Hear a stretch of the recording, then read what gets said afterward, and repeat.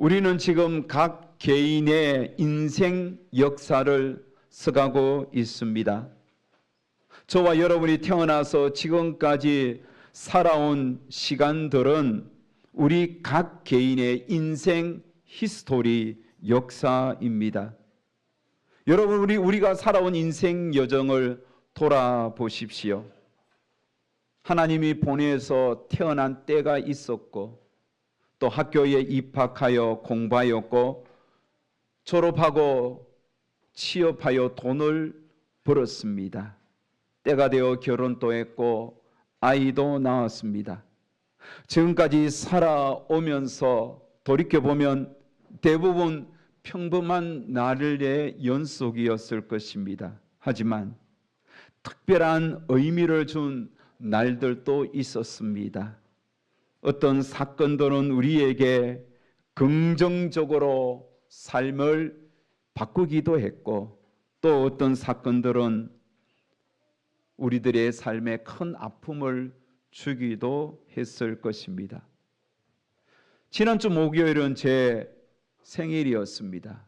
1967년도에 태어나서 2025년 지금까지 58년을 살아왔습니다. 긴 세월은 아니지만 그렇다고 짧은 세월도 아닙니다. 저 역시 살아온 날들을 한번 돌아보니 대부분 평범했던 날들의 반복이었습니다. 하지만 잊을 수 없는 중요한 날, 참 좋은 날도 많았습니다. 태어난 출생일 저는 기억하지 못했지만 딸들이 많았던 저희 집안에 아들인 제가 태어나자 아버지는 엄청 반가워했고 좋아했습니다. 제가 학교 가고 또 졸업했던 날, 저 역시 중요했습니다. 결혼했고 아이를 낳았습니다. 목사 안수를 받았고 담임 목사로 2010년 10월 17일 이곳에 부임했습니다. 그날도 참 제게 좋은 날이었습니다. 딸들이 좋은 학교에 입학했습니다. 참 좋은 날이었습니다. 하지만 사랑하는 부모님을 떠나보내고 누님을 떠나보내고 큰딸을 떠나보낸 날들은 너무 가슴 아픈 날들이었습니다. 전도서의 전도자의 고백처럼 형통한 날과 공고한 날의 반복 속에서 지금까지 살아가고 있습니다. 저의 인생 히스토리는 계속 현재 진행 중입니다. 여러분도 마찬가지입니다. 하지만 여러분, 하나님의 자녀된 저와 여러분에게 이런 인생의 형통한 날과 공고한 모든 날들보다 더 중요한 날이 있고 더 큰 영향력을 끼친 날이 있습니다. 그 날이 어떤 날일까요? 바로 예수님이 십자가 지신 죽음의 날, 그리고 3일 만에 어둠의 권세, 죽음의 권세 물리치고 부활하신 그날. 그 날은 하나님의 자녀로 살아가는 우리에게는 가장 중요한 날이고 가장 큰 영향력을 끼친 날이 되어야 합니다. 예수님의 죽음과 부활은 세계 역사 속에서도 가장 영향력을 크게 끼친 사건이었습니다. 그래서 기원 전과 기원 후의 기준이 예수 그리스도이십니다. 주전과 주후의 기준이 예수 그리스도이십니다. 여러분, 주전을, 기원 전을 BC라는 약자를 쓰죠. Before Christ, 주님이 오시기 전. 그리고 AD는 라틴어로 아노 도미니라고 그럽니다. 주님이 태어나신 해라는 뜻이에요. 그래서 AD라는 것은 주님이 탄생한 그날부터 서기 1년, 2년, 3년 AD, 그러니까 지금은 2025년이 되는 겁니다. Before Christ, BC, AD, 아노 도미니. 여러분, 이것은 우리가 상식적으로 알아야 됩니다. 역사의 기원 전과 기원 후의 기준이 바로 예수님의 십자가와 부활이 있었다는 사실을 증거합니다. 그렇다면 예수님의 죽음과 부활이 왜 이렇게 우리에게 중요한 날이고 또 왜 그렇게 큰 영향력을 끼친 날이 되었습니까? 또 앞으로 되어야 할까요? 그것은 적어도 세 가지 이유 때문입니다. 첫 번째, 예수님의 죽음은 우리의 죄값을 지불한 죽음이었습니다. 예수님은 불법으로 체포되었습니다. 체포될 만한 죄를 짓지 않았습니다. 예수님은 원래 죄가 없으신 분입니다. 죄하고는 상관없는 분이십니다. 그런데 불법으로 결박되었고 불법으로 신문을 받고 있습니다. 예수님을 신문했던 빌라도와 헤롯 왕은 아무리 신문해봐도 예수님에게서 아무런 죄, 그 어떤 죄도 발견하지 못했습니다. 그래서 누가복음 23장 13절에서 15절은 분명하게 이야기합니다. 빌라도가 대제사장들과 관리들과 백성들을 불러 모으고 이르되 너희가 이 사람이 백성을 미혹하는 자라 하여 내게 끌고 왔도다. 보라, 내가 너희 앞에서 신문하였으되 너희가 고발하는 일에 대하여 이 사람에게서 죄를 찾지 못하였고 헤롯이 또한 그렇게 하여 그를 우리에게 도로 보내었도다. 보라, 그가 행한 일에는 죽일 일이 없느니라. 빌라도도 헤롯도 아무리 예수님을 신문해도 죽일 만한 죄, 그 어떤 죄도 발견하지 못했다는 겁니다. 특히 예수님을 신문하면서 그 어떤 죄도 발견하지 못했던 빌라도는 갈등이 극심합니다. 예수님을 풀어주자니 지금 밖에서는 예수님을 십자가에 못 박으라고 성난 군중들이 어른거리고 마치 풀어주면 데모를 할 듯한 그런 기세입니다. 그게 두렵습니다. 하지만 예수님을 죽음에 넘겨주자니 아무리 신문해도 죄를 발견하지 못했기 때문에 양심상 찔리는 거예요. 양심이 지금 허락되지 않습니다. 특히 예수님을 신문하는 과정 속에서 그의 아내가 보낸 그런 사람이 와서 이렇게 전달합니다. 마태복음 20장 19절에 보면 저 죄 없는 사람에게 아무 일도 하지 마세요. 어젯밤 꿈속에서 제가 이 사람 때문에 몹시 고통을 받았습니다. 아내마저 이 사람을 죄인으로 뒤집어 씌우지 말라고 간곡하게 부탁했습니다. 하지만 빌라도는 자기 양심의 소리보다도 군중들의 외침이 더 크게 들렸고 그 양심의 소리보다도 그 군중들의 소리가 더 크게 머리에 새겨졌습니다. 그 사람의 그 어떤 일도 하지 말라는 아내의 간곡한 권면보다도 군중들의 외침이 더 크게 마음에 새겨졌습니다. 그래서 빌라도는 양심도 팔았습니다. 아내의 권면도 무시하고 폭도들의 소리에 응답하면서 이렇게 말을 합니다. 마태복음 27장 16절에 이에 바라바는 그들에게 놓아주고 예수는 채찍질하고 십자가에 못 박히게 넘겨주니라. 빌라도는 예수님을 넘겨주었습니다. 자신은 아무 죄가 없다고, 이 일에 상관없다고 손을 씻었지만 이 빌라도의 예수님을 넘겨준 이 사건을 역사가 이렇게 증거합니다. 우리가 조금 전에도 고백했던 사도신경에는 뭐라고 이야기합니까? 본디오 빌라도에게 고난을 받으사 십자가에 못 박혀 죽으시고 죄가 없는 예수님을 십자가에 못 박도록 넘겨준 그 사건의 진행 속에서 가장 결정적인 역할을 한 자가 바로 본디오 빌라도 너다고 역사는 증거하고 있습니다. 빌라도로부터 예수님을 넘겨받았던 군병들은 예수님의 옷을 찢고 벗깁니다. 그리고 그에게 자주색 홍포를 입힙니다. 길고 강한 가시로 만든 면류관을 이마에 꽉 찔러서 씌웠습니다. 피가 터졌습니다. 그리고는 뺨을 때리고 침을 뱉습니다. 갈대를 쥐어주면서 마치 왕의 홀인 양 조롱합니다. 온갖 수모를 줍니다. 여러분, 그런데 아시나요? 이 모든 것이 불법입니다. 이 모든 것이 불의입니다. 불법과 불의함에도 예수님을 향한 그 신문과 고난은 계속 진행하고 있습니다. 채찍으로 예수님을 내리쳤습니다. 온몸에 피투성이 되었어요. 그 채찍은 날카로운 쇠조각이 붙어 있기 때문에 한번 후리치면 살집이 뚝뚝뚝 떨어져 나가는 거예요.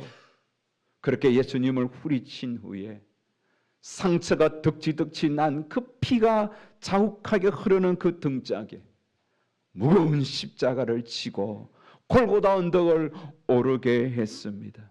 예수님은 쓰러지고 또 넘어지고 또 쓰러졌습니다. 힘겹습니다. 그래서 군병들이 그 십자가 현장을 구경하러 온 사람들 중에 한 사람을 지목했습니다. 그는 구르네 시몬입니다. 그에게 십자가를 대신 지게 해서 골고다 언덕에 올라갔습니다. 언덕에 이르자 십자가 위에 예수님을 눕히고 녹선못으로 쾅쾅쾅 박았습니다. 그리고 십자가를 세웠습니다. 그때에 양쪽에도 두 행악자, 정말 두 강도도 함께 사형법을 십자가에 못 박았습니다. 가장 잔인한 사형의 현장입니다. 그런데 그 십자가 위에 달린 한 행악자가 예수님을 조롱합니다. 너가 구원자면 너도 구원하고 우리도 구원해달라고. 십자가 아래에서도 많은 군병들과 군중들, 유대 종교 지도자들이 예수님을 향하여 너가 메시아이면, 너가 구원자면 우리 너도 구원하고 내려와서 너를 구원하라고 그렇게 낄낄대며 조롱합니다. 예수님은 침묵하셨습니다.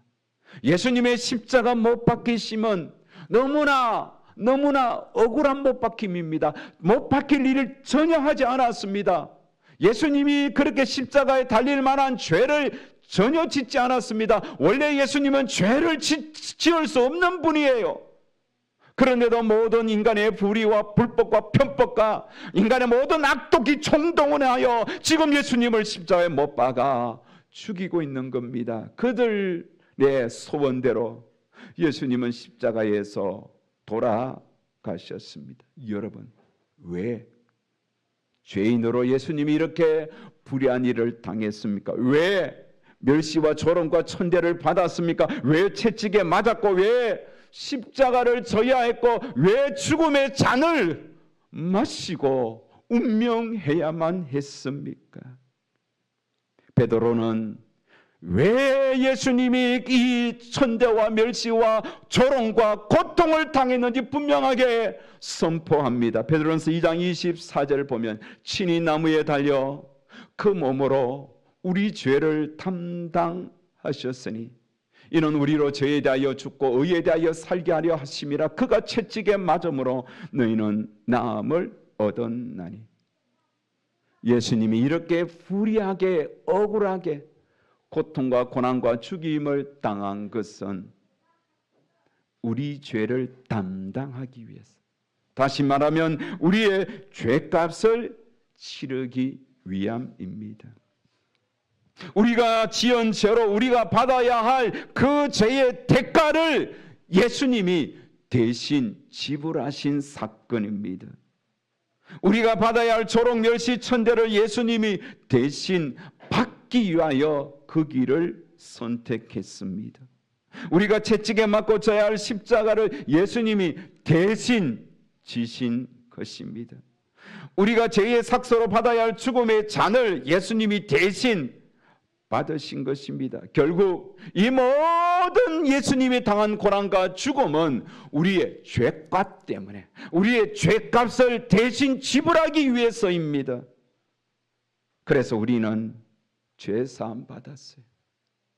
그래서 우리는 하나님의 자녀가 되었어요. 그래서 우리는 이렇게 하나님의 자녀가 되어 예수님의 십자가의 고난의 은혜로 구원을 받았어요. 이게 우리 인생에 일어난 사건이에요.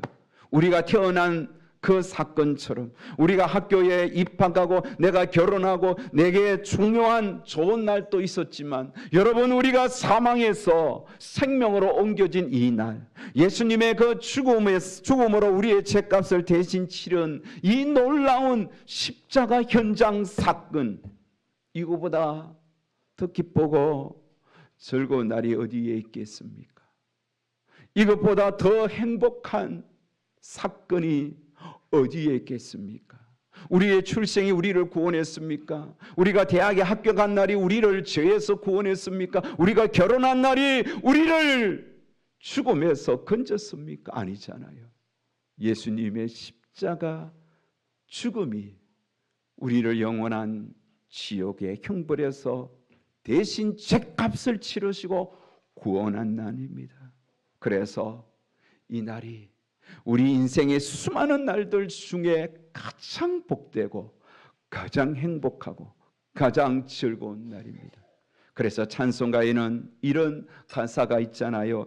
기쁜 날, 기쁜 날, 주 나의 죄 다 씻은 날, 늘 깨어서 기도하고 늘 기쁘게 살아가리. 기쁜 날, 기쁜 날, 주 나의 죄 다 씻은 날, 주 나의 죄 다 씻은 날이 기쁘고 즐거운 날인 겁니다. 여러분에게 주님의 죽으신 날이 기쁜 날이 되었는지요? 우리는 왜 예수님의 십자가와 십자가의 죽음과 부활을 가장 큰 기쁜 날로 여겨야 됩니까? 두 번째 이유가 있습니다. 그것은 예수님의 죽음은 죄의 장벽을 찢었기 때문입니다. 성전에는 성소와 지성소를 구분하는 큰 휘장이 있었습니다. 그 휘장의 문을 열고 1년에 딱 한 번 대제사장이 7월 10일 대속죄일에 그곳으로 들어갑니다. 대제사장이 대속죄일 날 그 휘장을 열고 지성소 안으로 들어갈 때는 자기 몸에 끈을 묶습니다. 방울을 답니다. 그래서 1년 동안 백성들이 지은 그 죄를, 황소 피를 담아 그 안에 들어갈 때에 하나님께서 그 죄를 용서해 주면 다시 살아서 대제사장이 나옵니다. 하지만 하나님이 용서하지 않으면 대제사장은 그 지성소 안에서 즉사하는 거예요. 죽으면 방울 소리가 안 들리잖아요. 그러면 하나님께서 우리 죄를 용서하지 않았던 거죠. 그래서 대제사장이 나오지 않으면 제사장들이 그 끈으로 끄집어 당겨서 끄집어내어 장례 치러야 되는 거예요. 그곳에 1년에 딱 한 번 들어가는데 그것을 가로막고 있는 것이 휘장입니다. 그런데 여러분, 예수님 시대의 솔로몬 성전보다 더 휘장이 크고 더 단단하게 세워진 것이 헤롯 성전이에요. 그런데 그 헤롯 성전의 휘장이 어느 정도의 강도가 있느냐 하면, 유대 역사가 요세푸스의 기록에 의하면 그 휘장의 높이가 25m, 너비가 8m, 거대한 문에 걸려 있었습니다. 그리고 두께가 약 10cm 정도 돼요. 10cm. 휘장에는 갖가지 색이 아름다운 수가 놓여져 있습니다. 24개의 작은 가닥을 꼬웁니다. 24개의 그 가닥 실로 홍색, 자색, 청색 질 이렇게 꼬우면 한 줄이, 굵은 한 줄이 될 거 아닙니까? 이 굵은 한 줄을 또 72개를 다시 엮어서 공교하게 짜서 만든 것이 저 휘장이에요. 저 휘장은 얼마나 무게가 무거운지 제사장 300명이 달라서 붙어서 그렇게 들어야 되고, 양쪽 사방에 4기에 끈을 메어서 황소를 끌게 해도 찢어지지 않는 것이 휘장이에요. 그런데 예수님이 돌아가시는 순간 어떤 일이 일어났습니까?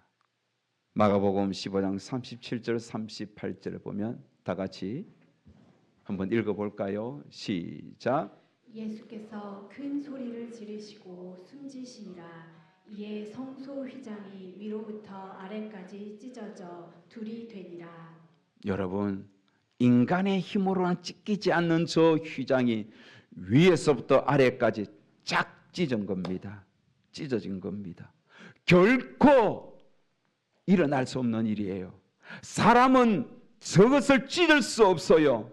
그런데 예수님이 십자가에 죽으시는 그 순간 찢어진 거죠. 누가 찢었습니까? 하나님이 찢었습니다. 그렇다면 여러분, 저 휘장은 무엇입니까? 하나님과 우리 사이를 가로막고 있는 거대한 죄의 벽입니다. 저 휘장의 두께만큼 하나님과 우리 사이에는 결코 다가갈 수 없도록 막아선 죄의 장벽이 있었다는 것입니다. 그런데 그 죄의 장벽이 예수님의 십자가의 죽음으로 찢어진 것입니다. 예수님의 죽음으로 충분했습니다. 그래서 성소의 휘장을 찢고서 이제는 누구든지 예수 그리스도의 이름으로 언제 어디서든지 예수 앞 하나님 앞에 나아가게 했습니다. 히브리서는 이 사건을 이렇게 증언합니다. 히브리서 10장 19절 20절에 보면 그러므로 형제들아 우리가 예수의 피를 힘입어 성소에 들어갈 담력을 얻었나니 그 길은 우리를 위하여 휘장 가운데 열어놓으신 새로운 살 길이요 휘장은 곧 그의 육체니라. 예수님이 십자가에서 찢어진 그 육체는 우리의 모든 죄를 자신이 담당했기 때문에 예수님의 육체에 찢어지면 죄가 찢어지는 거예요. 그 죄의 장벽이 찢어지는 거예요. 그래서 이제는 누구든지 예수님 앞에 마음껏 나아가면 됩니다. 새벽마다 우리가 예수 이름으로 마음껏 나아갈 수 있는 거예요. 이 휘장이 찢어지지 않았다면, 예수님의 몸이 찢어지지 않았다면 우리는 하나님 앞에 나아갈 수 없어요. 여러분, 우리가 언제 어디서 어떤 장소에든 길을 걷든지 집에 있든지 간에 우리가 언제든지 예수님의 이름으로 하나님 앞에 나아갈 수 있는 것은 바로 예수님의 찢어짐 때문에 우리가 이렇게 예수 하나님 앞에 자연스럽고 자유롭게 나아갈 수 있는 것 자체가 얼마나 기쁘고 즐겁습니까? 얼마나 좋습니까? 어떤 자리에서도 예수 앞에 나아갈 수 있으니 너무 행복한 거예요. 오히려 여러분, 사람은 마음 놓고 나아갈 수 없어요. 전화도 잘 받지 않는 경우가 있습니다. 찾아가도 안 만나주는 경우가 있습니다. 하지만 하나님은 예수 이름으로 나아가면 언제든지 만나주시는 거예요. 얼마나 좋은 날입니까? 세 번째로, 예수님의 죽음과 부활이 왜 우리에게 큰 영향력을 끼치고 좋은 날입니까? 예수님의 부활은 승리한 날이기 때문입니다. 무엇으로부터 승리했습니까? 죽음으로부터. 유대 종교 지도자들은 예수님을 죽인 후에 자신들이 승리한 줄 알았습니다. 사탄 마귀는 예수님을 십자가에 못 박아 죽인 후에 자신이 승리한 줄 알았습니다. 하지만 예수님은 부활하셨습니다. 죽음을 이겼습니다. 예수님은 본래 죄인이 아니었기에, 의인이었기에, 의인은 죽지 않습니다. 영원히 사는 것입니다.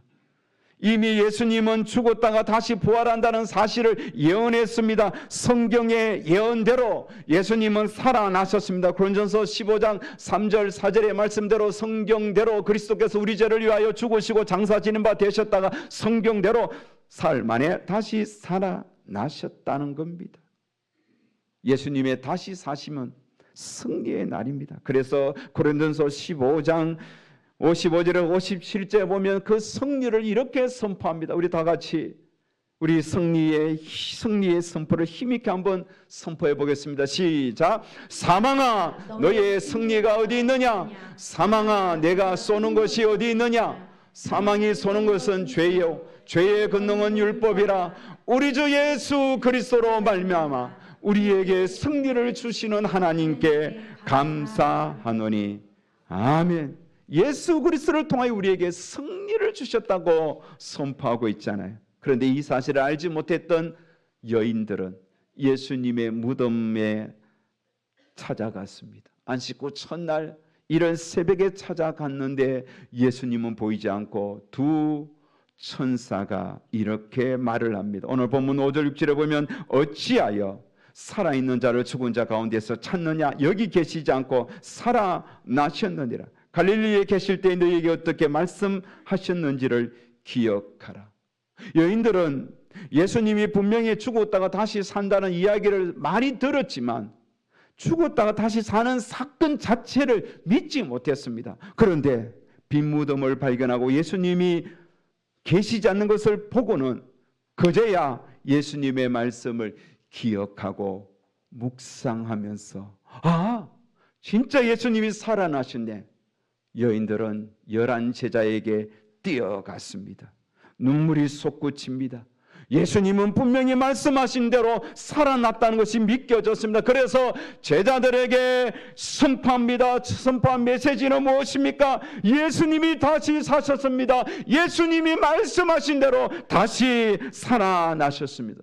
그렇게 선포했던 첫 부활의 증인이 누굽니까? 막달라 마리아입니다.